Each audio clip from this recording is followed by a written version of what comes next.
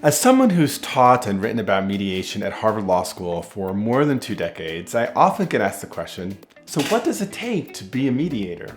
I don't think you want people answering that question. So maybe you're thinking about becoming a mediator, or maybe people in your family come to you to help work out family conflicts. Maybe you just find yourself bridging differences at home or at work. If you're answering yes to any of these questions, mediation might be for you. In this video, I'll share with you what it is that a mediator does and what kinds of qualities and qualifications make a good mediator.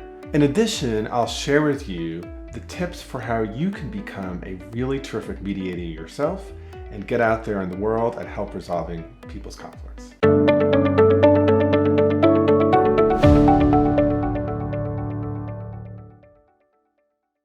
I'm Bob Bordone. I'm a senior fellow at Harvard Law School and the founder and former director of Harvard Law School's Negotiation and Mediation Clinical Program. In addition, I mediate conflicts around the world, and I'm the founder and principal of the Cambridge Negotiation Institute. First, you're probably thinking, what is a mediator anyway? Yeah, pretty much. Simplest way to answer that question is a mediator is a neutral third party who helps facilitate a resolution when others are in conflict or in a dispute with each other. There are all different kinds of mediators, and they can be found in all sorts of contexts around the world. For example, there are family mediators who help a couple going through a divorce figure out how to divide their assets or agree on alimony or childcare or custody. But there are some people who are commercial mediators. They help resolve a business dispute, perhaps between big companies or between a vendor and a customer. There are also community mediators, and they might help work out a resolution around some public community issues. For example, if there's a controversy about whether an undeveloped land in a community should be made into a park or developed into a mall, a mediator might bring community members together to work out a resolution. In the international level, diplomats can sometimes act as mediators to bring about a peace or to end a conflict. Typically, a mediator is charged with being neutral and impartial, meaning they strive not to take sides in the conflict. Now, for those who study mediation like me, there's a lot of controversy about whether it's even possible to be neutral. But for someone new to the field, the important thing to know is that mediators strive not to take sides in a conflict, even though at some deeper level they may have opinions or views about who's right or who's wrong. I know! In future videos, I'll share more about how to handle implicit biases in negotiation and mediation. For now, let me share with you some of the qualities that make for a good mediator. First and most importantly, mediators are really good listeners. They can listen patiently to all the sides in a conflict and strive to make everyone in a dispute feel heard. That's really different from agreeing with anyone in the conflict. Agreeing with anyone is a real no-no in mediation. But being able to connect with the parties at an emotional level and being able to ask open and curious questions are essential qualities for a mediator. Exactly. Second, mediators are really great at reframing to get parties to think creatively. Now, what do I mean by reframing? So here's an example. A few years ago, I was involved in a cantankerous mediation between siblings who were feuding over a large estate owned by their parents.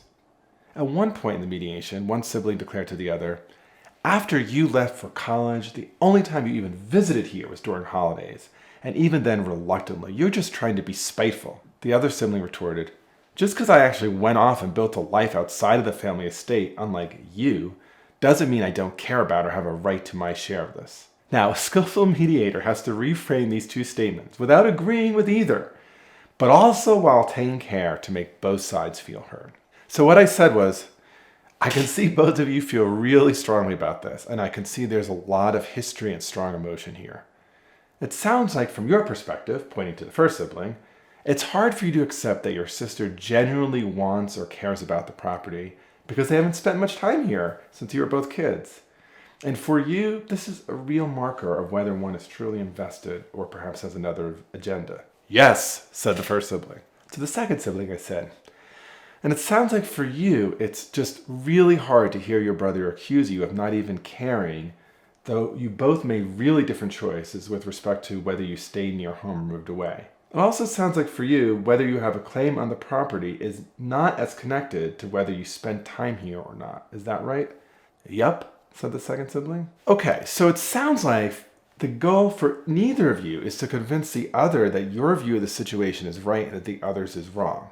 The real question, it seems to me, is to hear from each of you what ideas you have of how we can work this out, while acknowledging that you're probably both going to just continue to see this situation really differently. So let me just ask each of you, what ideas do you have? And then I stopped. So what I did there is try to listen really well to both parties, acknowledge their emotions, and reframe the conflict into a shared problem. So this example leads me to yet another important skill of a good mediator, which is they have to foster creativity between the parties. Notice my last question to the parties. I said, what ideas do you have? I didn't say, can you think of any ideas?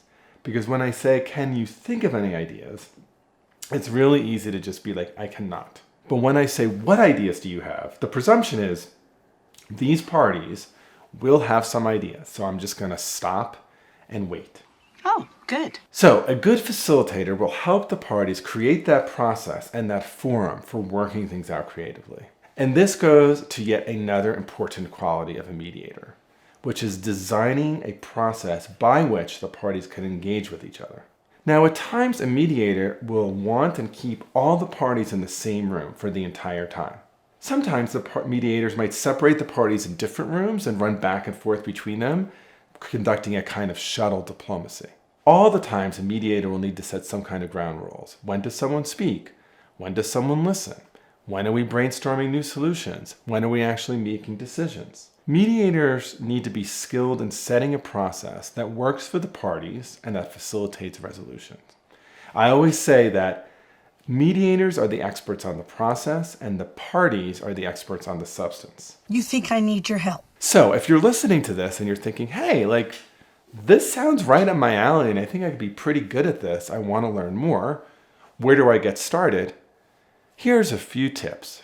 First, if you want to do court-connected mediation, check out the laws of your state for whether there's a formal training required. If so, it's likely you could find an organization in your region that's certified to offer these trainings. In Massachusetts, where I live, for example, a 32-hour training is required for court-connected small claims mediation. But maybe you just want to get more involved in mediation generally. You don't need to take a formal training for that. And there's lots of ways to get involved and to learn more.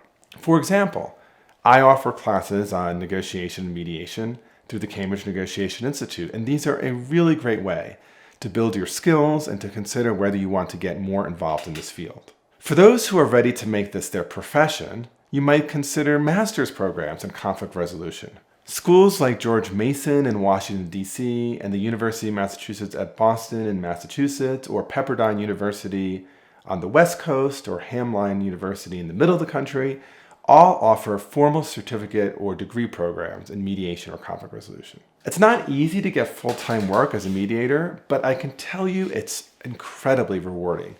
And there are so many jobs that require mediation skills. They range from family counselors to corporate and university ombuds to diplomats to human resource professionals, and those are just a few of them. I'll address more typical questions about mediation in some of my other videos, and I hope you'll join me for some of the workshops I teach through the Cambridge Negotiation Institute. If you want to keep learning more and gain some really useful information on mediation and other contexts, keep on watching.